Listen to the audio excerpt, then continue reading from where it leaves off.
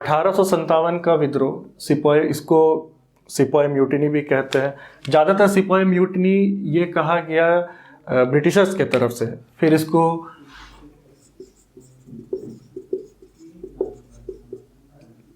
Peasant विद्रोह या फिर किसानों का विद्रोह भी कहा गया। कई कई स्कॉलर इसको first national war of independence कहे,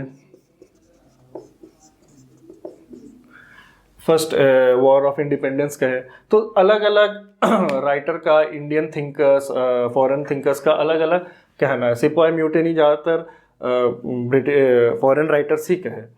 तो इस तरह से इसको 1857 का विद्रोह इसको इसीलिए कहा क्योंकि ये रिवॉल्ट 1857 में हुआ था। हालांकि ये पहला रिवॉल्ट नहीं था, ये पहला सिपाही म्यूटिनी नहीं था। इसके पहले भी, क्योंकि ये क्वेश्चंस पूछा जाता है प्रीलिम्स में या फिर बहुत सारा क्वेश्चंस पूछा जाता है, क्या 1857 का विद्रोह पहला विद्रोह था? नहीं, 1857 का विद्रोह पहला सिपाही म्यूटिनी या फिर ये एक मिलिट्री रिवॉल्ट नहीं था। सबसे पहले 1764 में बंगाल में हुआ था। 1806 में वेलोर में हुआ था। फिर 1824 में भी बंगाल में हुआ था। ये बंगाल के बैरकपुर में ही हुआ था ये।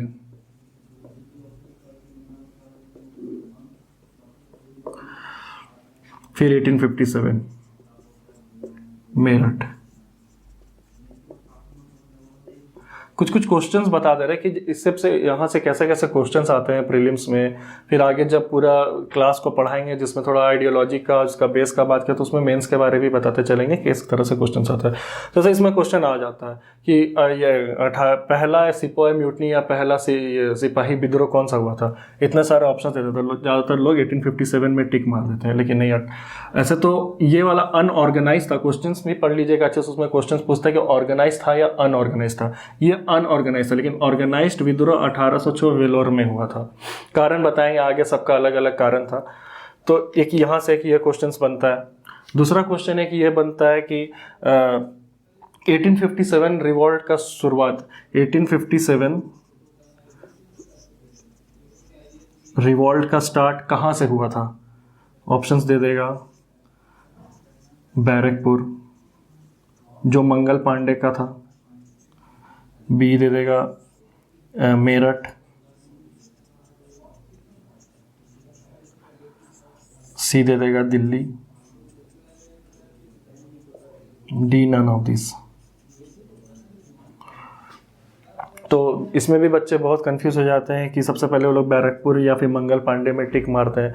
तो मंगल पांडे का जो विद्रोह था ये एक इंडिविजुअल विद्रोह था, वो अकेले किए थे। लेकिन एक मास विद्रोह, एक सिपाही म्यूटिनी जो कहा जाता है, ये मेरठ से ही शुरू हुआ था। सबसे पहले मई में, 10 मई में ये शुरुआत हुआ था। अब थोड़ा सा बता देते हैं कि ये सिपाही म्यूटिनी क्या होता है। ये सिपाही म्यूटिनी से भी क्वेश्चन आता है। तो म्यूटिनी मतलब हुआ कोई भी रिवॉल्ट जो सिर्फ आर्मी में हो या फिर कोई रेजिमेंट में हो, आर्मी से जुड़ा हुआ कोई भी रिवॉल्ट को म्यूटिनी कहते हैं। ये क्वेश्चन यहाँ से बनता है। दूसरा एक और चीज, मतलब इस चैप्टर को स्टार्ट करने से पहले म्यूटिनी, रिवॉल्ट और मूवमेंट में अंतर बता दे। रिवॉल्ट और मूवमेंट क्या होता है?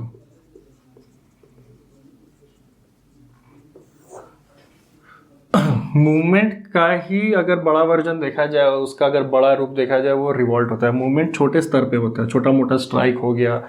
ज़्यादातर मूवमेंट में किसी भी तरह का वायलेंस का इस्तेमाल, किसी भी तरह का वायलेंस नहीं होता है। छोटा मोटा स्ट्राइक हो गया, अनशन हो गया, अनशन वगैरह, ये सब मूवमेंट होता है। लेकिन यही मूवमेंट अगर एक मास में तब्दील हो जाए, एक बड़ा मास इसमें जुड़ने लगे, लोग जुड़ने लगे, तब ये रिवॉल्ट का रूप ले सकता है। जैसे इसमें भी देखिएगा छोटा मोटा विद्रोह चलता गया, बाद में ये एक रिवॉल्ट का रूप लिया। रिवॉल्ट में ज़्यादातर वायलेंस हो जाता है। तो एक ये छोटा सा डिफरेंस है रिवॉल्ट और मूवमेंट में क्या होता है। क्वेश्चंस कई जगह पूछ भी देते हैं कि रिवॉल्ट और मूवमेंट में क्या डिफरेंस हो जाता है। तो यही एक ये सब मतलब एक बेस बनते जा रहा है आपका चैप्टर का स्टार्ट होने से।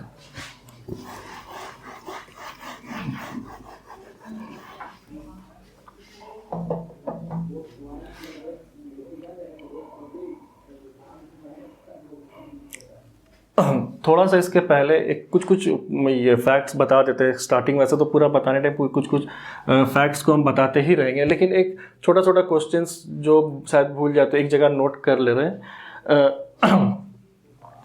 1857 रिवॉल्ट के समय ब्रिटिश पीएम कौन थे?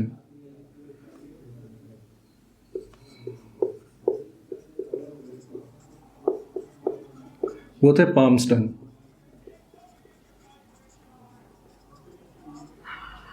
उस समय वाइसरॉय या तो फिर गवर्नर जनरल कौन थे, क्योंकि इसके बाद ही वाइसरॉय का पद का ये फॉर्म हुआ था, वाइसरॉय का पद ये हुआ था इसके पहले, इसके बाद ही। तो गवर्नर जनरल उस समय थे लॉर्ड कैनिंग जी, लॉर्ड कैनिंग थे।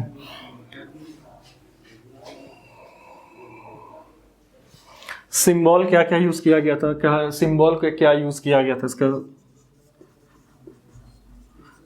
वो था रोटी एंड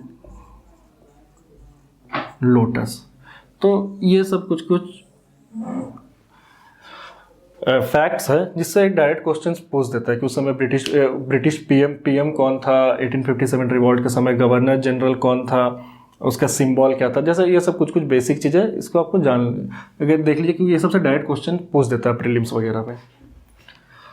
अगर 1857 रिवॉल्ट का जो पूरा चैप्टर है, अगर इसको हम पूरा कुछ हिस्सा में बांट देंगे, पूरे चैप्टर को अगर हम कुछ हिस्सा में बांट दें, तो उसका बैकग्राउंड देखेंगे कि ये स्टार्ट कब हुआ, क्या क्यों स्टार्ट हुआ। एक दिन में तो हुआ नहीं होगा कोई भी रिवॉल्ट, कोई भी किसी भी तरह का चीज़ एक दिन में स्टार्ट नहीं होता है। अगर आप पढ़ाई भी करेंगे तो वो एक दिन में आप पूरा किताब नहीं पढ़ेगा, उसका धीरे धीरे स्टार्ट होता है। तो ये रिवॉल्ट का भी स्टार्ट एक दिन में नहीं हुआ। इसका रीजंस क्या क्या था, क्यों स्टार्ट हुआ, उसका रीजंस क्या था। फिर इसका एक्सपेंशंस देखेंगे कि अपने देश में कहाँ कहाँ तक ये फैला, इसके लीडर्स कौन थे, इसको दबाया कौन, इसको समझ कौन किया, लिमिटेशन या फिर इसका बोलेंगे तो इसका डीमेरिट्स क्या था, क्यों ये फेलियर था, क्यों ये इसका था, उसका इम्पैक्ट क्या हुआ, उसके वजह से आगे उसका क्या हम लोग इम्पैक्ट देख सकते हैं। तो पूरे चैप्टर को हम लोग इस हिस्सा में, अगर हम लोग इतना हिस्सा में बांट दें तो इतना पूरा चैप्टर आपका कंप्लीट हो जाएगा। तो ये बैकग्राउंड से हम लोग शुरुआत करते हैं कि इसका बैकग्राउंड क्या था। अगर इसका बैकग्राउंड को देखें तो 16th सेंचुरी में यूरोप में एक लोगों के अंदर आग आया, एक लोगों के अंदर भावना आई कि अब हम लोग ये जो भी स्पिरिचुअल ये सब चीज़ से निकल के अब हम लोग मटेरियलिस्टिक सोच और हम लोग को पैसा बनाना है। तो वो लोग पैसा बनाने के लिए वो लोग अपने अंदर एक आग लाए। वो लोग अब यूरोप छोड़ के वो लोग बाहर निकलना चाहा। यूरोप, इसको हम लोग मटेरियलिस्टिक थिंकिंग कहते हैं। मटेरियलिस्टिक थिंकिंग मतलब गोल्ड, सिल्वर वगैरह ये सब चीज़ का खोज के लिए निकले। कोई भी ट्रेड को, अपना ट्रेड को बूस्टअप करने के लिए, एक कैपिटलिस्ट सोच बनने के लिए वो लोग अपने अपने जगह से वो लोग बाहर निकले।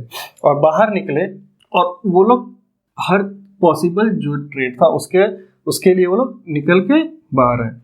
तो आप लोग सुने होंगे ये क्रिस्टोफर कोलंबस और वास्को डी गामा। तो ये एक यूरोप है, माफ कीजिएगा मैप मेरा थोड़ा खराब बन रहा है, लेकिन ये यूरोप का पार्ट है, ये इंडिया है, ये अफ्रीका है, इधर ऑस्ट्रेलिया है, नॉर्दर्न अमेरिका, ये सदर्न अमेरिका मान के चलते हैं। ये यूरोप वाला पार्ट है। यहाँ पर कहीं इंग्लैंड है, पोर्चुगीज है, स्पेन है। तो ये तीनों का अगर एग्जांपल ले तो इसमें आप ये देखिएगा कि स्पेन से क्रिस्टोफर कोलंबस और पोर्चुगीज से वास्को डी गामा, ये लोग निकले मसाला के खोज में, ब्लैक पेपर के खोज में, अपने अपने जगह से निकले, क्योंकि वो लोग एक टेस्ट में रिवॉल्यूशन लाना चाहते होंगे। मसाला के बारे में बहुत सुने थे, क्योंकि एंशिएंट हिस्ट्री में भी पढ़िए कि सबसे ज़्यादा कॉटन और मसाला का ही एक्सपोर्ट हम लोग करते थे। आगे देखिए कि हम लोग एंशिएंट इंडिया में हम लोग सबसे ज़्यादा एक्सपोर्ट करते थे, इंपोर्ट कम करते थे। अभी उल्टा हो गया, अभी हम लोग इंपोर्ट ज़्यादा करते हैं, एक्सपोर्ट कम करते हैं। तो उस समय एक्सपोर्ट हम लोग ज़्यादा करते थे, मसाला का, कॉटन का, ये सब का एक्सपोर्ट हम लोग ज़्यादा करते थे, ब्लैक पेपर के। इसी का खोज से वो लोग निकले। इन लोग को इंडिया के बारे में पता था, इंडिया कैसा जगह है, एक लोग सुना था कि वेशभूषा ऐसा है। तो ये लोग निकला, क्रिस्टोफर कोलंबस भी निकले और यहाँ से वास्को डी गामा निकले। वास्को डी गामा ये Cape of Good Hope route लेकर के वो यहाँ पर कैलिकट पहुँचे। कैलिकट में उस समय राजा हुआ करते थे। वो लोग यहाँ से निकले, वास्को डी गामा पोर्चुगीज से निकले, केप ऑफ गुड होप का जो रूट लिया और वो पहुँचे यहाँ पर केरला में। केरला के उस समय राजा हुआ करते थे जोरोस्ट्रियन। और और ये इस कैलिकट में यहाँ पर वो पहुंचे। स्पेन से क्रिस्टोफर कोलंबस निकले मसाला का और खोज में, और पोर्चुगीज से वास्को डे गामा निकले। वास्को डे गामा का जो रूट है, क्वेश्चंस भी आता है कि वास्को डे गामा कौन से रूट से है, तो वो जो रूट था ये वाला रूट था। इस रूट को हम लोग कहते हैं Cape of Good Hope. Cape of Good Hope के थ्रू वो यहाँ पर कैलिकट में पहुंचे। तो क्वेश्चंस भी यहाँ पे पूछता है कि वास्को डे गामा 1498 में, ये जो समय था 1498 का समय था, 1498 में किस क्षेत्र पे पहुंचे, किस एरिया पे, इंडिया के किस जगह पे पहुंचे, तो ये अरब सागर का पार्ट है। अरब सागर से ये यहाँ पर कैलिकट में पहुंचे। और उस समय कैलिकट के राजा थे जुमैरियन। जुमैरियन नाम का राजा इस समय यहाँ पर राज करते थे। और बीच में ये किनका हेल्प लिए, एक गुजराती ट्रेडर थे। गुजराती ट्रेडर जो थे उनका नाम था कांजी मलम। कांजी मलम एक गुजराती एक ट्रेडर से हेल्प लेकर के वास्को डे गामा पहुंचे कैलिकट में। कैलिकट में इनको वेलकम किया गया। कैलिकट में इनको वेलकम किया गया और यहाँ पर वो लोग यहाँ से मसाला का ट्रेड करना शुरू किया। 1498 का वो समय था। और क्रिस्टोफर कोलंबस भी वो इसी के लिए, तो दोनों इंडिया के ही खोज में निकले थे। वो यहाँ पर पहुंचे इस जगह पे, यहाँ पर ये कैरेबियन आइलैंड का पार्ट है, यहाँ पर पहुंचे, जो जिसको भी वेस्ट इंडीज कहते हैं। यहाँ पर पहुंचे, यहाँ पर भी, वहाँ पर भी देखिएगा थोड़े से उन लोग का रंग दबा हुआ है, थोड़े से काले हैं, तो उनको ये सब चीज़ देख के लगा कि ये भी इंडिया है। तो उनको यहाँ पे खोजते हुए इस जगह पे पहुंचे, इसलिए इसको रेड इंडियंस कहते हैं, इसलिए अभी उसको वेस्ट इंडीज भी कहते हैं। तो यहाँ से एक ट्रेड का ये माहौल शुरू हुआ। लोग अपने अपने जगह से बाहर निकले। अभी के टाइम पे हम लोग उसको बोलेंगे ग्लोबलाइजेशन का एक पार्ट शुरू हुआ। लोग बाहर यहाँ से निकले। तो इसी तरह से और भी यूरोपियंस यहाँ पर आना शुरू किए। सबसे पहले यूरोपियन आए थे। क्वेश्चन आता सबसे पहले कौन सा यूरोपियन आए थे, वो है पोर्चुगीज, फिर डच, फिर ब्रिटिश, फिर डेनमार्क, उसके बाद लास्ट में आए फ्रांस। यहाँ से क्वेश्चन आता सबसे पहले कौन आया, सबसे लास्ट में कौन गया। सबसे पहले पोर्चुगीज आए थे 1498 में और सबसे लास्ट में गए थे 1962 में। इतने साल थे, सबसे ज़्यादा टाइम नहीं था, लेकिन राज नहीं कर पाए थे। ब्रिटिश आप लोगों को पता है 200 साल आए। 1717 से मान के चलिए फारूक सियार के समय से इन लोग का यहाँ पर एक ट्रेड के एक अपना धीरे धीरे अपना मोनोपोली स्टार्ट होना शुरू हुआ। 1764 1764 बैटल ऑफ बक्सर के बाद से पूरा ही इन लोग का दबदबा यहाँ पर शुरू हो गया। फ्रांस सबसे लास्ट में आए थे। तो इस तरह से यूरोपियंस हम लोग के यहाँ आना शुरू किए, कॉलोनाइजेशन सेटअप करना शुरू कर दिए, ट्रेड बढ़ाने लगे। तो धीरे धीरे इसी तरह से जब ये लोग अपना ट्रेड को बढ़ाने लगे, तो ये पहले तो ये लोग खुद सोच के नहीं आए थे कि ये लोग इतना समय तक राज्य करेंगे। ये लोग जस्ट एक ट्रेड के लिए ही आए थे। धीरे धीरे जब ट्रेड का मोनोपोली बढ़ने लगा तो एक रूल भी करने लगे। वो लोग खुद नहीं सोचे थे कि वो लोग, अब वैसे वो लोग रहने वाले भी नहीं थे। वो लोग खुद नहीं सोचे थे पैसा कमाएंगे, यहाँ से निकल जाएंगे। लेकिन यहाँ से इतना रिच रिसोर्स, इतना रिफाइंड ब्रेन को देखते हुए ये लोग यहाँ पर ठहर गए रहने के लिए, और यहाँ पर वो लोग काम कर ये अपना ट्रेड को सेटअप करने लगे। तो ब्रिटिश यहाँ पर ईस्ट इंडिया कंपनी के नाम से, ईस्ट इंडिया कंपनी वहाँ की जो क्वीन थे उनको कहे कि क्वीन की तरफ से जाओ वहाँ पर जाके ट्रेड करो। तो ईस्ट इंडिया कंपनी यहाँ पर ट्रेड करने लगी। फिर अगर से ब्रिटिश का बात करें तो जहांगीर के समय में सबसे पहले 2 ट्रेडर्स आए थे। उस समय तक पोर्चुगीज ऑलरेडी यहाँ पे ट्रेड कर रहे थे। तो जहांगीर के समय सबसे पहले 2 ट्रेडर्स आए थे, सर थॉमस रो और विलियम हॉकिंस नाम के 2 ट्रेडर आए थे। और आए ये लोग, इनको जहांगीर ने वेलकम किया। यहाँ पे आके वो लोग जस्ट एक लेमैन लेकर के यहाँ पे ट्रेड कैसे किया जाए, कहाँ पर आया जाए। अच्छा, क्वेश्चन यहाँ से ये भी आता है कि सबसे पहले ब्रिटिशर्स कहाँ पर आए थे, तो वो सूरत पे आए थे। सूरत पे सबसे पहले ब्रिटिशर्स आए थे। पोर्चुगीज सबसे पहले कहाँ आए थे, वो कैलिकट में आए थे। ये सब क्वेश्चंस पूछता है कि कौन कहाँ पर सबसे पहले आया, क्या फोर्ट किया, फोर्टिफिकेशन कैसे किया। तो ये लोग सूरत में आए थे। फिर फारूक सियार के समय पर 1717 में हैमिल्टन आए। उस समय कोई चोट या फिर कोई घाव हुआ होगा फारूक सियार को, वो आए।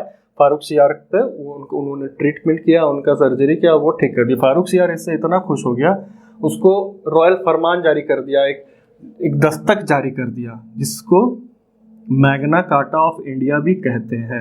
मैग्ना कार्टा ऑफ इंडिया भी कहते हैं, वो जारी कर दिया।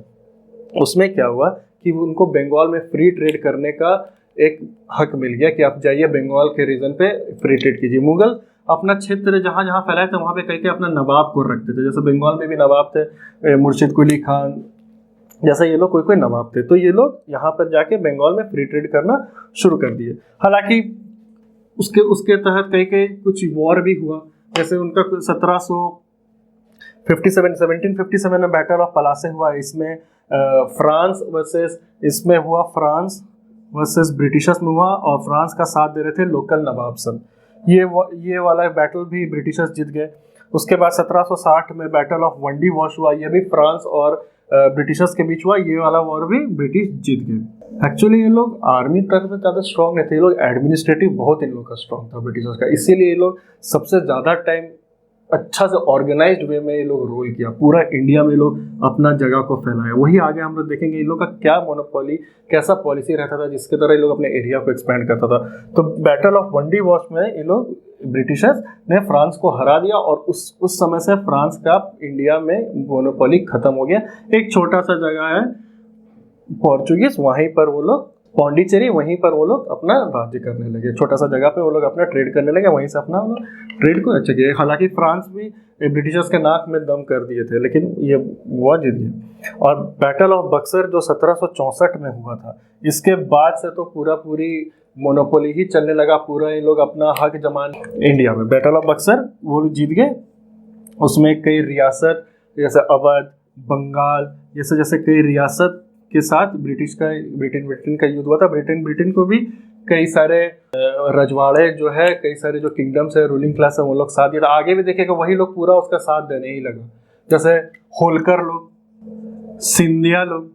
सिंधिया के फैमिली के बारे में आप लोग जानते होंगे। ज्योतिरादित्य सिंधिया अभी बीजेपी में आ गए कांग्रेस छोड़ के, उन्हीं की बुआ है, उनकी बुआ का नाम है, वो राजस्थान की सीएम थी, उनकी बुआ, वो ये लोग सब सिंधिया फैमिली। तो सिंधिया फैमिली के बारे रिकॉर्ड ये लोग हमेशा ब्रिटिश के ही साथ दिए हैं, ये लोग कभी ज़्यादा इसमें लड़ने उतारने बैटल 1857 का विद्रोह में भी आगे देखिएगा कि यही लोग कुछ क्लास थे, कुछ रूलिंग क्लास थे जो लोग साथ नहीं दिए थे इंडियंस का, और वो लोग ब्रिटेन का साथ दिए थे। तो इस तरह से ये लोग अपना यहाँ पर दबदबा शुरू कर दिए। फिर जब ये लोग शुरू कर दिए तो अपने अपने नए पॉलिसीज, अपने अपने नए लॉ, जैसे लैंड लॉ वगैरह ने इंट्रोड्यूस किए, टैक्स को बढ़ा दिए। फिर मतलब पूरा ये लोग कोलोनाइजेशन के लिए पूरा फायदा उठाने लगे, लोग समझ गए। वो इसका ड्रग्स का खेती, ओपियम का खेती, अफीम का खेती बढ़ा दिए, इंडिगो नील का खेती को बढ़ा दिए। इसके वजह से जमीन सब बंजर होने लगा। उसके बाद 1770 में एक बिग फेमिन आया।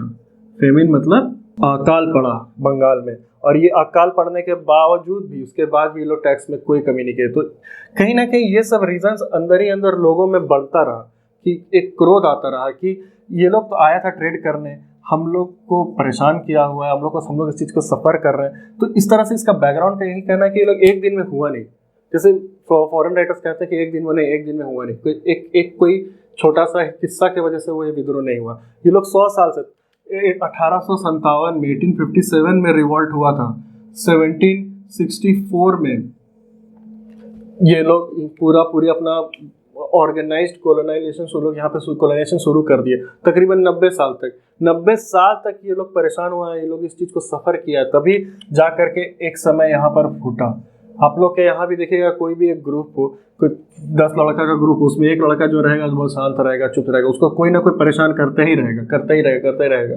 फिर वो एक दिन फटता है कोई कारण से, कोई इमीडिएट कुछ ऐसा गलत बात बोले जिसकी वजह से वो उसके ऊपर चढ़ जाएगा। तो इसी तरह बात है, एक दिन में नहीं हुआ ये पूरा बैकग्राउंड बनता गया। लोकल आर्टिशियंस वगैरह जो थे, जो लोकल आर्टिस्ट जो थे, जैसे लोहार वगैरह, ये लोग जो थे, जो कारपेंटर काम करते, जो बुनाई का अच्छा काम करते थे, टेक्सटाइल, सबको बंद करा दिया। कहीं ना कहीं तो गुस्सा बन ही रहा था, तो क्या करता क्या ये लोग। और इसको पीजेंट रिवॉल्ट या पीजेंट मूवमेंट भी कहते हैं। क्यों इसको पीजेंट मूवमेंट, क्वेश्चन आता है कि पीजेंट मूवमेंट क्यों कहते हैं? क्योंकि यही पीजेंट लोग, फार्मर ही लोग तो था जो आगे जाकर के सिपाही बना। सबका काम को रोक दिया गया, सबका काम को छीन लिया गया, खेती से उन लोग का लैंड को छीन लिया गया, जमींदार के अंडर में दे दिया गया। तो ये लोग करता क्या? तो आखिर जाकर के ये लोग ब्रिटिश के अंडर में ही सिपाही बना, उसी के अंडर में काम किया। तो इसीलिए इसको पीजेंट मूवमेंट भी कहते हैं, क्योंकि ये जो किसान जो थे, ये लोग आगे जाकर के पीजेंट बन गए, ये लोग आगे जाकर के सिपाही बन गए थे, पीजेंट नहीं सिपाही बन गए थे। तो ये बैकग्राउंड बनता है।